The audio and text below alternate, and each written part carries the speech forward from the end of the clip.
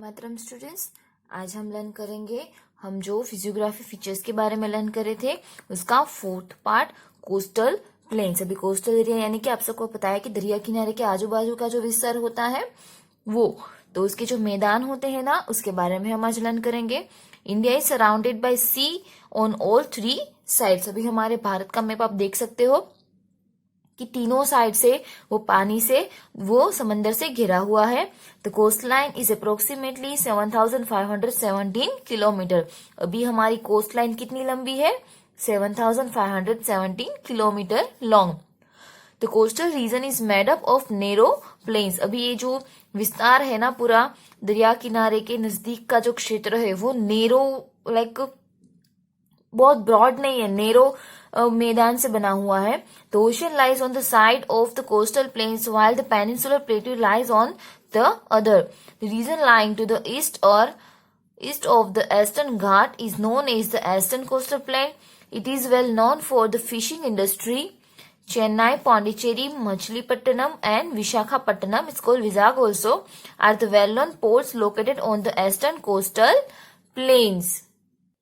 अभी ये जो कोस्टल प्लेन्स है ना, उसके एक साइड जो समुन्दर आया हुआ है और दूसरी साइड जो पेनिनसुलर प्लेट्यू है ना, वो आया हुआ है। इसलिए वो बहुत ही फर्टाइल है और बहुत ही लाइक वहां पे कोई भी काम आप अच्छे से, कोई भी इंडस्ट्रीज अच्छे से चला सकते हो, इस टाइप का है। अभी वो कौन कौन सी इंडस्ट्रीज के लिए जाना जाता है? फिशिंग इंडस्ट्री के लिए। क्यों?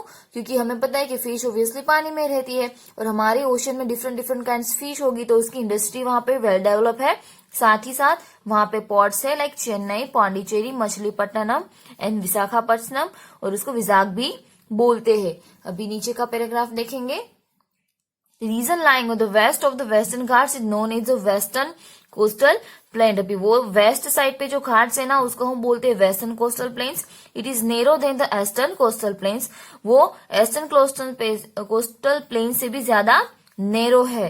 This area has black fertile soil with alluvium deposit which is conducive to the growth of crops. अभी यानी कि ये जो एरिया है ना पूरा, लाइक यहाँ पे वो बहुत ही नेरो है, प्लस वहां पे ब्लैक फर्टाइल सोइल होती है जिसको हम काप बोलते हैं।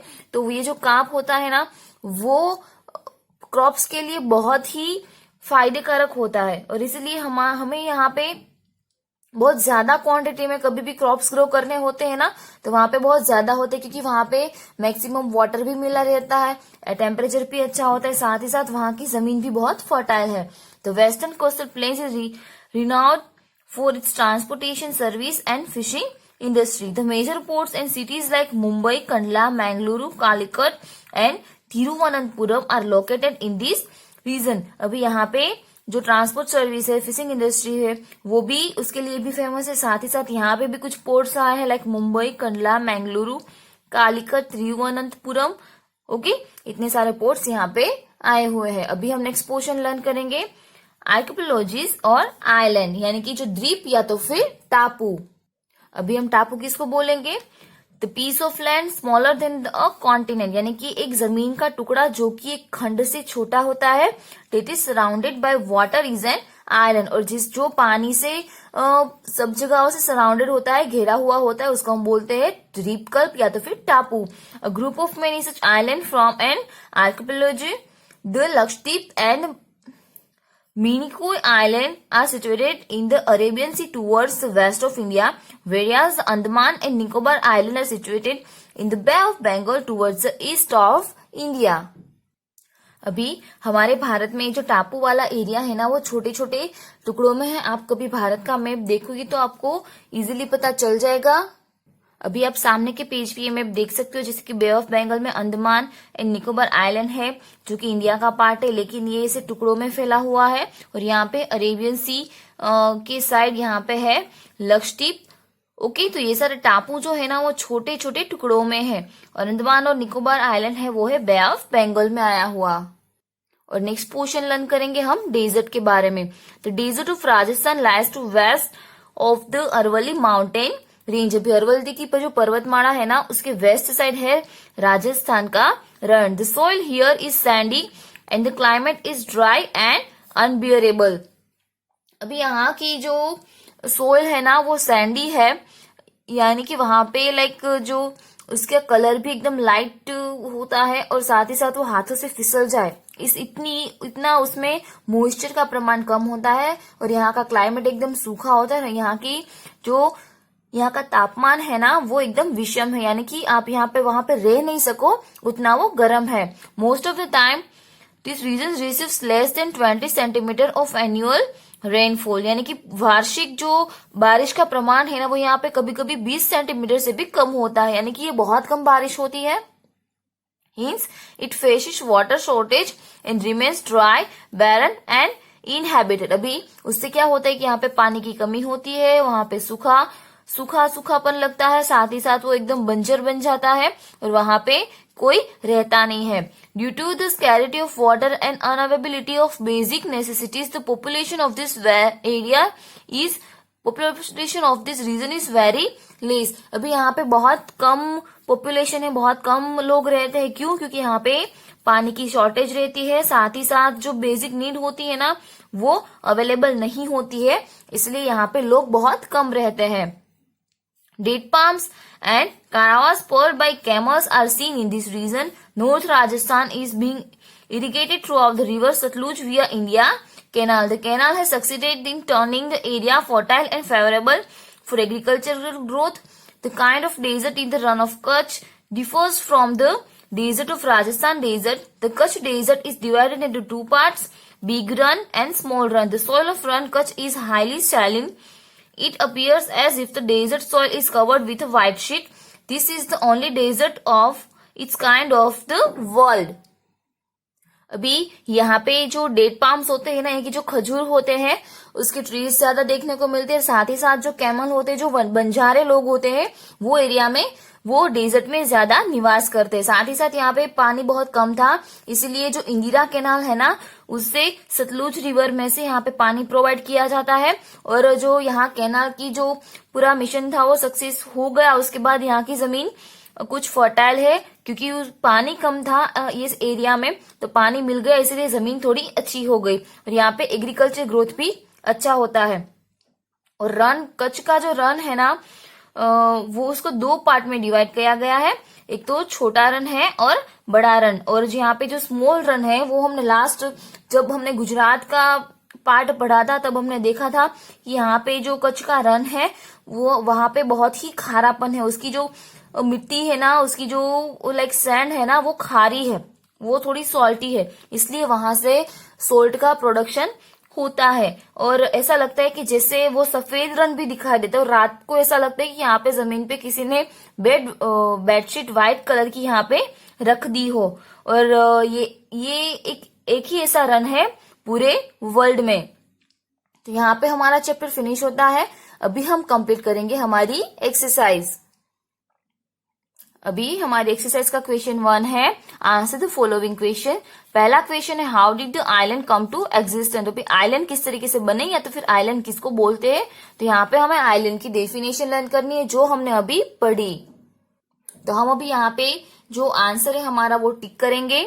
अ piece of land smaller than a continent that is surrounded by water is an island. Okay, अभी सेकंड क्वेश्चन है why are desert thinly populated. अभी डेजर्ट जो है वहां पे पॉपुलेशन बहुत ही कम है। क्यों? क्योंकि वहां पे पानी की शॉर्टेज है और साथ ही साथ जो जीवन जीने के लिए जो बेसिक नीड होती है उसकी प्रोबेबिलिटी वहां पे कम है, इसलिए वहां पे बहुत कम लोग रहते हैं। तो उसका आंसर अभी हमने लर्न किया तो वो हम टिक करेंगे। तो आंसर आएगा यहाँ पे due to the scarcity of water and unavailability of basic necessities the population of this region, otherwise the desert is very less। अभी ये है आपका सेकंड का आंसर। अभी यहाँ पे हमारा थर्ड क्वेश्चन है the plain of north are densely populated, yes और नो और वाई। यानी कि यहाँ पे जो हमारा नॉर्थर्न का जो मैदान है ना वहां पे पॉपुलेशन बहुत ज्यादा है, यस और नो। अगर आंसर यस है तो वो क्यों है वो आपको यहाँ पे लिखना है, तो वो भी हम टिक करेंगे बुक में। अभी यहाँ पे हमें यस और नो में पहले आंसर पूछा है तो पहले हम आंसर देंगे कि यस। ओके, और यस क्यों आता है तो वो हम अभी यहाँ पे टिक करेंगे। क्यों? क्योंकि the plain vast that is one of the largest plain the plains made by the rivers are so vast, it is one of the largest plain in the world formed by rivers. Due to the vastness of this plain, it is one of the most prosperous and populated area of India. तो ये है, पहले तो आपको answer लिखना है yes, and उसके बाद यहाँ पे यस क्यों है, यानी कि ये ज्यादा पॉपुलेटेड क्यों है, तो उसका रीजन आपको नीचे पॉइंट करके ये वाली लाइन लिख देनी है. अभी यहाँ पे है question number 4. Why have big cities develop near sea coast, यानी कि समुद्र के किनारे का जो एरिया होता है, कोस्टल एरिया, तो यहाँ पे बड़ी बड़ी सिटीज डेवलप क्यों होती है, तो उसका आंसर भी हम टिक करेंगे. उसका आंसर हम करेंगे यहाँ पे, क्योंकि उसकी जमीन, वहां पे जो ब्लैक जमीन है जो कि बहुत ही फर्टाइल है, तो वहां पे बहुत अच्छा अनाज हम उत्पादित कर सकते हैं. साथ ही साथ वहां पे फिशिंग इंडस्ट्रीज भी बहुत डेवलपिंग है, साथ ही साथ ट्रांसपोर्टेशन सर्विस भी उसकी अच्छी है, इसलिए वहां पे मेजर पोर्ट्स अवेलेबल है. तो आंसर हम लिखेंगे this area has black fertile soil with alluvium deposit which is conducive the growth of crops. The western coastal plains is renowned for its transportation service and fishing industries. The major ports and cities like Mumbai, Kandla, Mangaluru, Calicut and Tiruvananthapuram are located this region. Okay, ये है आपका fourth का answer. अभी यहाँ पे हमारा question 5 है. What if there was no variation in the physiography of India, यानी कि हमारे यहाँ पे इंडिया का जो भूपुष्ठ है, इंडिया की जो जमीन है, वहां पे इतनी सारी डिफरेंसेस है, इतनी सारी वेराइटीज है, अगर वो नहीं होती तो क्या होता. तो इसका आंसर आपको खुद से लिखना है, अलग अलग चीजों के ऊपर सोच के. लाइक यहाँ पे माउंटेन्स नहीं होते तो क्या होता, जैसे कि हमारे यहाँ पे माउंटेन रेंज है, ठीक है, तो वो बरसाती बादल जो होते हैं ना, तो पवन को आगे जाने से रोकता है और वहां से हमारे बरसाती बादल रिटर्न आके हमारे भारत में मैक्सिमम बारिश होती है, जो जितनी हमें जरूरत होती है उतनी, तो वो माउंटेन रेंज की वजह से, हिमालय माउंटेन रेंज की वजह से. साथ ही साथ वहां पे हमारी आर्मी है, इंडियन आर्मी, तो उससे हमें दूसरे देशों से जो आक्रमण कर सकते हैं उससे बहुत ही बड़ा प्रोटेक्शन मिलता है, और वो हमारी नेचुरल रिसोर्स है, ठीक है. और वहां पे बहुत सारे ऐसे अच्छे अच्छे जो यात्रा धाम है वो भी अवेलेबल है, और सबसे ऊंचे माउंटेन्स जो है वो हिमालय माउंटेन रेंज में है. जैसे बहुत सारी बातें हैं. उसके बाद है प्लेन्स, तो प्लेन्स की जमीन बहुत ही फर्टाइल होती है, तो वहां पे बड़ी बड़ी इंडस्ट्रीज है, वहां पे ज्यादा पॉपुलेशन लोग है, पॉपुलेटेड वो एरिया है. उसके बाद वो जो सिटीज है वो मेजर सिटीज है हमारे इंडिया की वहां पे. उसके बाद है कोस्टल एरिया, तो कोस्टल एरिया किस तरीके से मददरूप है कि फिशिंग इंडस्ट्रीज के लिए, ट्रांसपोर्टेशन के लिए वहां पे हमारे मेजर पोर्ट्स आए हुए हैं, साथ ही साथ वहां की जमीन की भी अच्छी है. तो इस तरीके से आपको अलग अलग मैक्सिमम आपको 5 पॉइंट्स बना के यहाँ पे लिखने हैं. तो ऐसा जरूरी नहीं कि सबका आंसर सेम आना चाहिए, जो भी आप सोचते हो, जो भी आप लिख सकते हो वो आपको यहाँ पे लिखना है. अभी हमारा क्वेश्चन 2 है. State whether the following sentences are true और फॉल्स. ट्रू फॉल्स आपको यहीं पे कंप्लीट कर लेने हैं, ओके, और क्वेश्चन आंसर्स नोटबुक में कंप्लीट करने. तो पहला है, India is the 7th largest country in the world in term of area, यानी कि इंडिया जो है ना वो 7th लार्जेस्ट कंट्री है पूरे विश्व में. तो यहाँ पे आएगा राइट. अभी यहाँ पे आपका सेकंड ट्रू फॉल्स है. Mount Everest is the highest peak of India. अभी माउंट एवरेस्ट हाईएस्ट पीक है, लेकिन वो इंडिया में नहीं है, वो आया है नेपाल में, इसलिए हम यहाँ पे लिखेंगे false. The plateau region of central and south India are known as the treasure house of minerals, यानी कि जो हमारा उच्च प्रदेश है सेंट्रल और साउथ इंडिया का, वो मिनरल्स का जो स्रोत है, मिनरल्स का खजाना है, ऐसा मानते हैं. तो आंसर रहेगा राइट.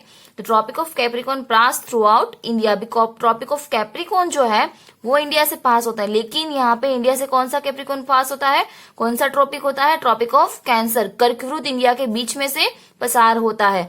उसके बाद 5th वाला है, run of Kutch is very Sandy. अभी कच्छ का रन जो है वो बहुत ही रेताल है, बहुत ही सैंडी है, तो यहाँ पे आएगा राइट. अभी नीचे आपको एक प्रोजेक्ट देखना है. Collect information along with pictures from library और internet about any one state of India. India के कोई एक राज्य के बारे में कुछ पिक्चर्स कलेक्ट करके आपको यहाँ पे लिखना है. तो ये एक्टिविटी आपको नहीं करनी है. अगर हाँ आपके पास लास्ट ईयर की स्टैंडर्ड 6 की बुक हो, उसमें गुजरात की बहुत सारी पिक्चर्स है, जैसे हमने इंडिया के बारे में लर्न किया, तो गुजरात की ऐसी बहुत सारी पिक्चर्स है, वो आप ये एक्सरसाइज के नीचे स्टिक करना चाहते हो, उसको डेकोरेट करना चाहते हो, तो आप ये कर सकते हो. उसके बाद थिंग्स टू नो में दिया है. Equator is approximately 1800 kilometre from Kanyakumari. Kanyakumari से हमारा जो विषुववृत्त है इक्वेटर है वो 800 किलोमीटर दूर है। The coastal region of India is divided into 2 parts, eastern coastal plains and western coastal plains, जो कि हमने अभी लर्न किया।